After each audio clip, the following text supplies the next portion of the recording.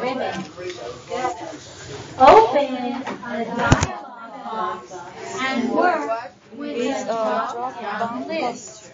So we already know what a drop-down list is, but a dialog box. We talked a little bit about a dialog box. We're going to do more about that. Draw a picture in the Paint program. Good. Use the calculator program and play a computer game. I don't think this game is on our computer anymore. There used to be a solitaire card game, but I think because now everything is on the internet, maybe we'll do it on there, but we don't have that program anymore. And then these are the language objectives. Use vocabulary words to describe parts of the different programs. So we are familiarizing ourselves with the Word program. You're going to learn a new program, the Paint program. Use computer over actions you can do with different programs. Talk with a party about drawing apart pictures. Talk with pictures about the different kinds of tasks you can do with programs. So we always end with that. And in a few minutes, I'll turn that down if you're too cold.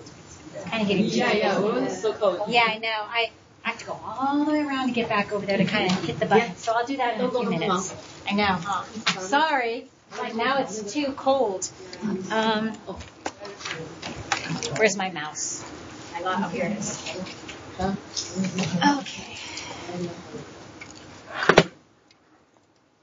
So we already did the nouns. We talked about those. The verbs, the actions we'll be doing. Page 42.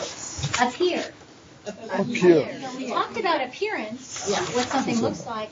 When we click and select things, something appears, right? When an object shows and you can see it. Check. We did that. And then we check and uncheck. Clear. To click a button or box to remove what you checked before. So I talked about that. If you see it's already checked, you select it, click on it, then the check mark disappears. If you click on it again, the check mark comes back. So that's checking and clearance. Release. When you take your finger off the mouse. So when we were highlighting our name, we were dragging, we were clicking and holding and dragging. Well, when you let go, that's releasing it, right? Let up. To release or let go of the button. So I don't really use that word let up. I always say let go. Let go. Play. To use a computer game. How many of you play games on your computer? Anybody? Nobody? I forget I have games on. Maybe I look and scroll through pictures, right? Maybe different social platforms, some people like to look at TikTok, or Facebook. When I'm in line and I'm not doing anything, I go on YouTube Shorts, which are little mini videos. So those are things. But you play. Sometimes I'll play a card game on my phone. So to use a computer game. Preview. To see how information will look like. So you can decide what to do. So I will try to make time, so we have plenty of time to print. And this printer isn't that great, but we will try to print the pictures that we draw. Okay? And unfortunately, it won't be in color, but perhaps you can save it. We'll save it on our desktop so that maybe we can find a way to email it to ourselves. So when you get home, if you have a color printer, you can print it there. Okay? But we'll get to preview. Take a look at what it looks like before we print it. Okay. Hold. Button. To keep your finger pressed on the mouse button. So we do that when we drag, right? When we click and hold, and then we let go or let up. View. View. To look at an object. One word object. To see something. Right? Oops, went too fast. So these are different programs.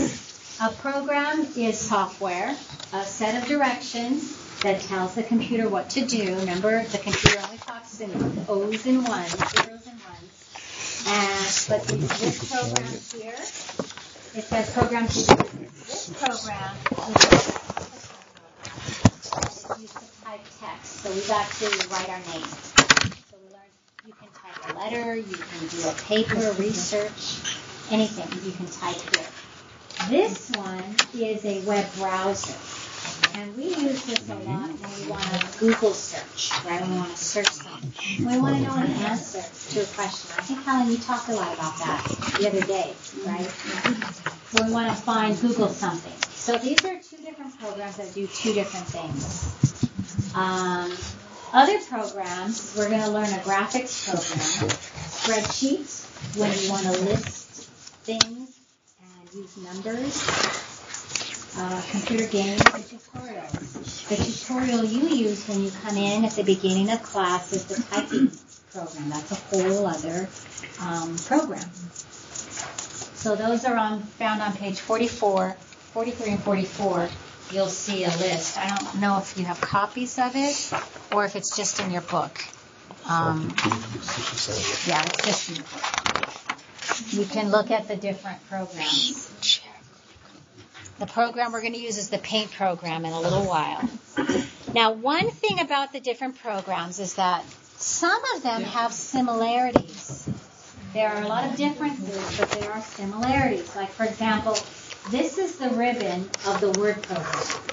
And today we did a little bit about the font buttons, right? Well, this Word window has similarities with the Paint program.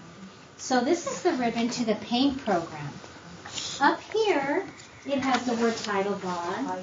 You can change the title here. It has the work area. Well, over here, there's a title bar here, and there's a work area. It also has this ribbon with all these different buttons. So the buttons are different. A lot of this color buttons you'll find here in the formatting of font. Let's see, so ribbon, buttons, so those are all the same. Those are parts that are the same. Any other common features? Can you think of anything else? I see a few things that we haven't talked about yet. What else is similar between the Word ribbon and the Paint ribbon? What do we call this right here? To go up and down. Yeah, there's going to be a scroll bar, right? Scroll bar. And these are windows, right? So you can minimize and maximize them. And it looks like this is a page. So you can see the end of the page here. You can do the same here. Here's the page of the Word program a little bit. What about this? Remember I showed you how to make the page bigger so you can see it better? We have the same here. Okay, so you may find, here is everything displayed. You see these tabs here. Just like here we have all these tabs. So this is the File tab that shows everything here. If we click on this tab, then a whole other set of buttons appear. So look at all these tabs. And here we have a few. We'll be learning later about these buttons up here, but these buttons look the same here. And of course, there may be a taskbar at the bottom. So there's similarities there. So that's something good for us. We know how to use that. So here, it's showing an exercise that's on page 45. And this one is opening a Word program, which we already did. We already opened the 2016 Word program. We opened a blank document. And last Friday you learned how to maximize and minimize, but we maximized it. The title bar, let's see, we worked in the ribbon. We used our mouse pointer And that is, let me see, I'll do that right now. I'm going to minimize this. Maybe if I hit the escape button. There we go. So if I minimize this and go to my Word program, let's see. Word program is down here in the, should be. Oh, you know what? I turned off, my computer turned off, so I had to reset it. So I'm going to go to this Word program here and open mine up again.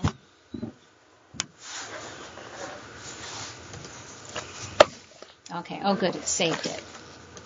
So what this activity was having you do is moving your mouse arrow pointer around. And let's see, this one, save. It's not letting me, no, cancel. It's not letting me. When you go over these, it should hover. Okay, here I'm selecting different tabs. It's not letting me change things. Let me see what this says. Viewing, it's on viewing only.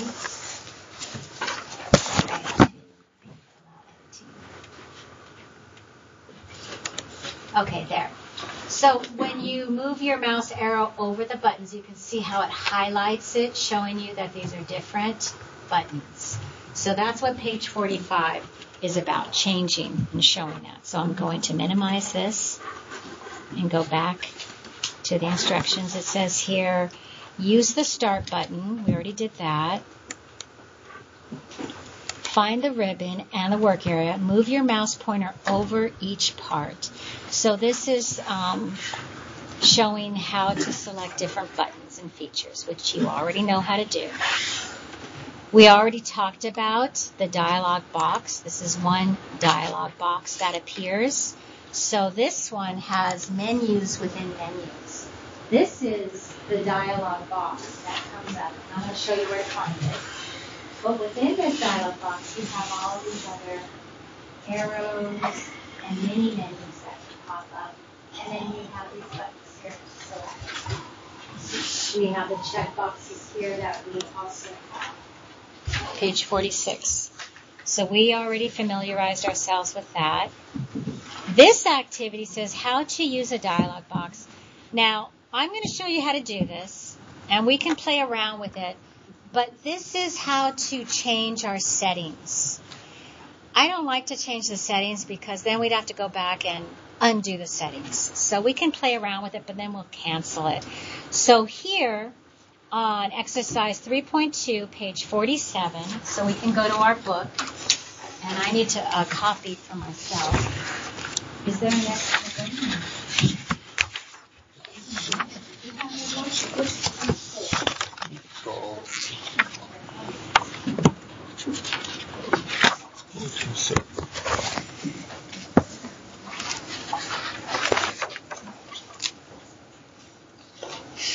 Okay, so page 47, if you're on your Word program, so I'm going to get into my Word program. You can get into your Word program. You can do this with me. The Home tab is this first one, so it's preset, so it always starts at the Home. These are called tabs at the top. If I click Insert, you can see a whole other set of buttons appear. Draw. If I want to draw, I can do any of these here. So these are all different tabs. It's like opening different pages of a book, you can say. So I'm going to go back to Home. Home is usually has most of the stuff you want to use at the beginning. But in this Home button, there's this little button that it's easy to not even notice. This is called, and notice I'm going to hover over it. This, when a little label appears, that's called a screen tip. I'll write that right here. We'll learn more about that later, but it's called a screen tip. And I love screen tips because it tells you what it is. If you're unfamiliar with a program or with different options, if you just hover over it, you don't click it, a little screen tip will appear, and it'll tell you what it is. This one says font. Customize your text using And I can't read the rest, it's too tiny. But it'll tell you what that is. If I click on that, and again, let me show you, it's really tiny. You could probably see it better on your window, but it looks like this. That's a dialog box button. See it like that. It'll look like that. See that? So if I click on it, this dialog box menu appears. And this is where we can change the settings so that once we make our selections, like let's say I want to change the color, I want to change the style, I want to do small caps only. If I make all these different selections, change the size, and then we hit OK, every time we turn on this program, it'll be preset, so it always does that. All the time. If you want it to always be blue, if you want it to always be this style, if you always want it to be that size, it's always going to do that until you go back in and change it. Okay? So you can play around with that if you want. To me, this changes it until you unchange it. But if you want to just change it for just today, then you use these, the temporary. It'll just change it while you're using it for this page. So I don't like to do this because this means every time I type something, it's going to be like this. All right? So that's the dialog box menu. We already changed the color, and we used all these buttons. And again, here, once we're done making our selections, we can close it. So let me do something up here. Let's say I want to change the style. I'm going to use, now notice I haven't highlighted anything, so it's not going to show a difference. Any changes I make is going to change any future typing I do. So let's say I'm going to try a different style, so I can use these arrows to go down, and this one, it gives you an example here, what it looks like. That's pretty. Let's see. Let me try something else. What does that one look like? Let me change the color so we can see it. Font color. It should be dark, but it's showing. Let's try purple. And nothing is showing up. If I want all small caps, and I want it bold, and I want it size 25, and then hit OK. Now, if I go to the new line and start typing, it's supposed to show it, and it's not doing it. Let's see. Dialog box. I'm going to change the style. There's Broadway. I'm going to change the color, again, pink. And then let's say I want to do it. Oh, you know what? I think maybe hidden was selected before. Let's do all caps. Okay, let's see if that'll work. Okay. Now, there we go. So anything new I make, everything I do is always going to be those selections until I unselect them. So I'd have to go back, and it saves my settings. I can unselect it. I can change this back to black. Go back to the basic. I think usually, what is it called? There's a font that's always the same, but I can change the font. Arial, that's it. Arial is the style. There's a basic Arial that I can use. Here it is, Arial. That's usually the preset. If I click on that now, then everything I do is going to be set that way. Alrighty? So I don't like to do the changing the settings because, again, in order to get back, I have to go back and remember what was it before, where if I just do it up here, it's temporary. Okay? Did you guys want to play with that a little bit? Select and unselect the box? You can do that just when you come to, when you're done, you can hit OK or cancel And cancel will just keep what was set before. All right? So I'm going to go back. I'm going to change, let's see, the size. Usually a standard size when typing a document is 12. When you turn in paperwork to professors, they always say keep it at a 12-point font. So I reset it to the basic style. But you can change that. I'll give you a few minutes. I'll come around. If you have any questions, please let me know. I'll help you out. But what we're doing is we're using, and notice up here there are different dialog boxes. This is paragraph. Everything is preset, but if you click on this dialog box, it shows you different things you can set it to. This one has, let's see, I'm going to close it. Here is another dialog box, which is in this area here. So if I click this, there's another menu that it says styles. So that you have all these different dialog boxes. This one, it shows the clipboard. Clipboard is when you can save, copy, and paste it in different places, different documents, different pages. That's what clipboard is. Okay, so go ahead and I'm going to walk around, see if you have any questions on that. I'm going to close this dialog box.